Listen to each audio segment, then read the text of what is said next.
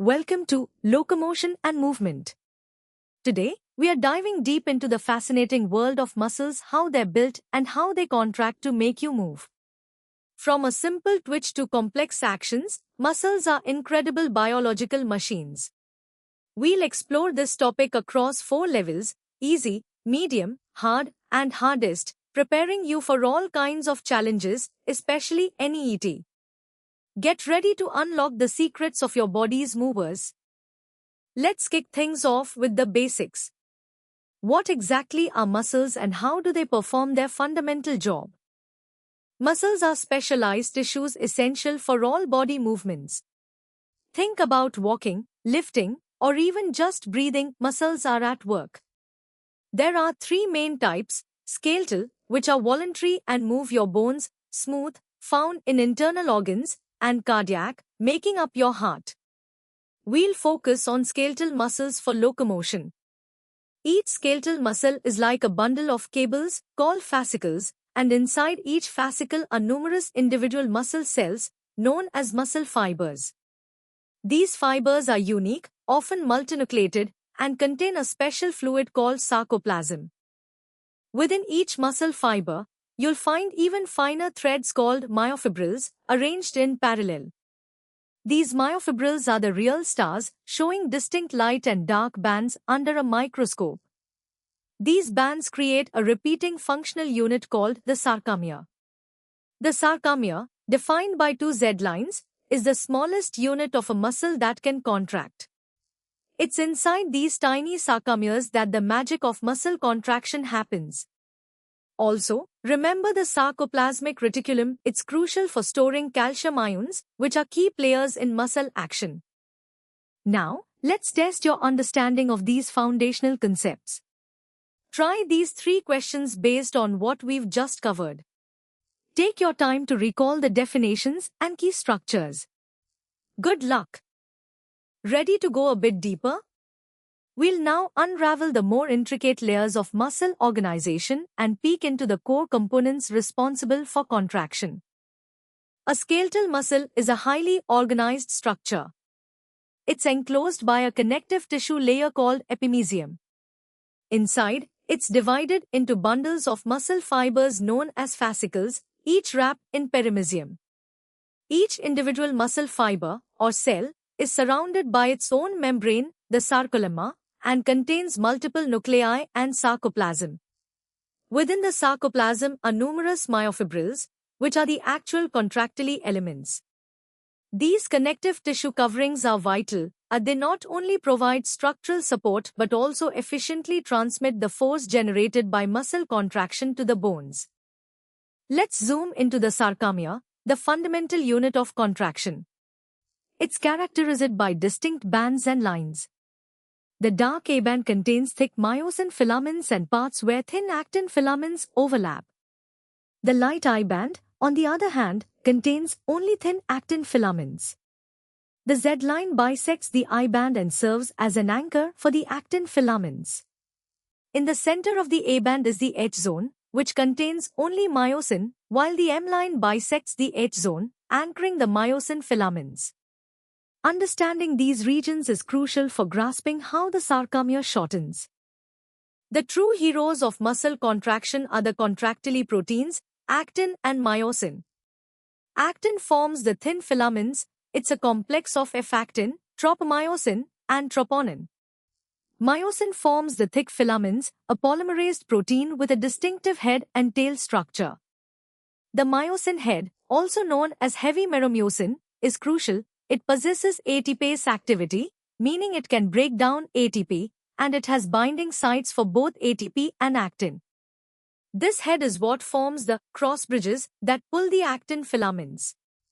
The sliding filament theory states that contraction occurs as these thin actin filaments slide past the thick myosin filaments, shortening the sarcomere. This process absolutely requires ATP and is initiated by calcium ions. Let's reinforce your understanding of muscle organization, sarcomere details, and the key contractile proteins. Here are 5 questions to challenge your knowledge at the medium level. Think critically about the structure-function relationships we've discussed. Ready for a deeper dive? We'll now explore the intricate molecular mechanisms and regulatory steps that govern muscle contraction. The thin actin filament isn't just F actin, it's a carefully orchestrated complex. F actin itself is a polymer of globular G actin monomers.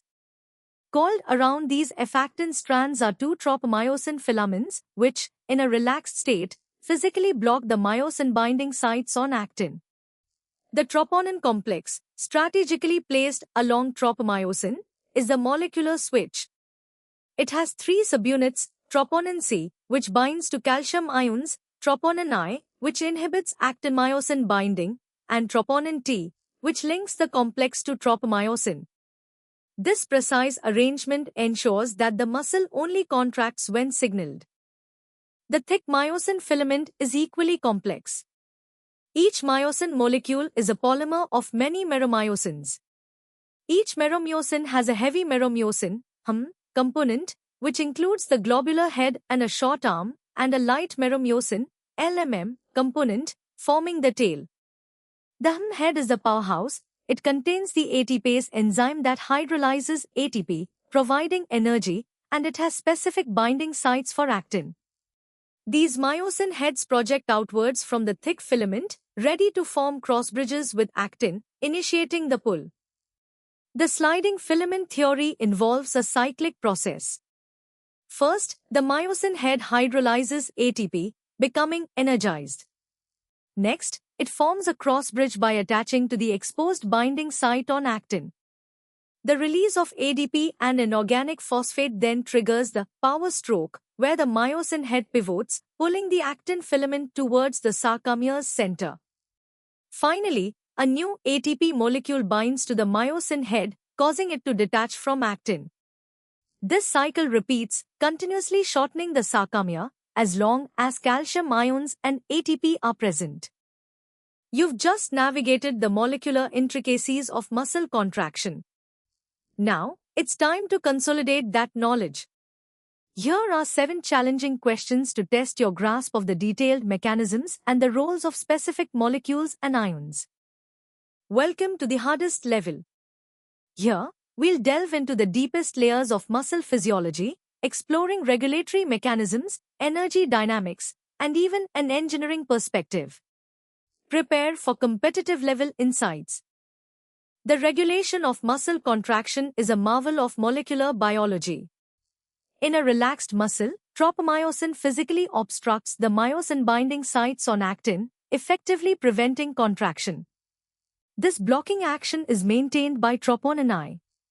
When a neural signal arrives, it triggers the release of calcium ions into the sarcoplasm. These Ca2+ ions bind specifically to troponin C. This binding causes a crucial conformational change in the entire troponin-tropomyosin complex, shifting tropomyosin away from the actin binding sites. This unmasking allows the myosin heads to finally attach to actin, initiating the crossbridge cycle and muscle contraction. Muscle contraction is an energy-intensive process, and ATP is its direct fuel. The muscle cell employs 3 main pathways to regenerate ATP. First, direct phosphorylation uses creatine phosphate to quickly replenish ATP for short, intense bursts thanks to creatine kinase. Second, anaerobic glycolysis breaks down glucose into lactic acid, producing a modest amount of ATP faster than aerobic respiration, but it's less efficient and contributes to fatigue. Third, aerobic respiration, occurring in mitochondria, is the most efficient, oxidizing glucose and fatty acids to yield a large amount of ATP for sustained activity, though it's a slower process. Muscles aren't all the same, they're specialized. Red muscle fibers, also known as slow-twitch fibers, are rich in myoglobin, giving them a reddish hue. They have abundant mitochondria and a dense capillary supply, making them highly resistant to fatigue, perfect for endurance activities like maintaining posture. They primarily rely on aerobic respiration. In contrast, white muscle fibers, or fast-twitch fibers, have less myoglobin, fewer mitochondria, and a sparser capillary network. They contract rapidly but fatigue easily, suited for powerful, quick movements like sprinting. They largely depend on anaerobic glycolysis. Understanding these differences helps explain diverse athletic capabilities. We also have isotonic contractions, where muscle length changes, like lifting a weight or lowering it, creating movement. And isometric contractions, where muscle length remains constant but tension increases, like pushing against an immovable wall, generating force without movement. From an engineering perspective, a muscle acts as a remarkable biological machine, converting chemical energy into mechanical work.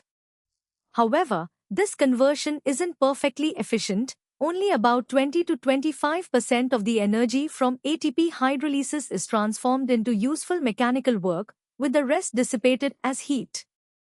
This heat generation is why you warm up during exercise. The power output of muscles is highly variable, influenced by factors like fiber type, the number of motor units recruited, and the load. Insights into muscle mechanics are fundamental to fields like biomechanics, designing prosthetics, and optimizing sports performance, allowing us to better understand and even enhance human physical capabilities. Alright, future medical professionals, time to tackle the first 5 challenges at the hardest level. These questions demand a comprehensive understanding of muscle physiology, from molecular regulation to energy metabolism. Analyze each question carefully and apply your in-depth knowledge. Keep pushing your limits. Here are the remaining 5 questions for the hardest level. These will test your ability to connect various concepts, differentiate between muscle types and contraction modes, and even think about muscles from an applied engineering perspective. Demonstrate your mastery of this complex topic. That wraps up a deep dive into muscle structure and contraction. We've journeyed from basic definitions to intricate molecular mechanisms, equipping you with a robust understanding for NEET and beyond. To continue your learning and access more high-quality educational content, visit synapse.omaps.in. Don't forget to like this video, share it with your friends, and subscribe to our channel for regular updates and more fascinating biology topics. Keep learning, keep growing.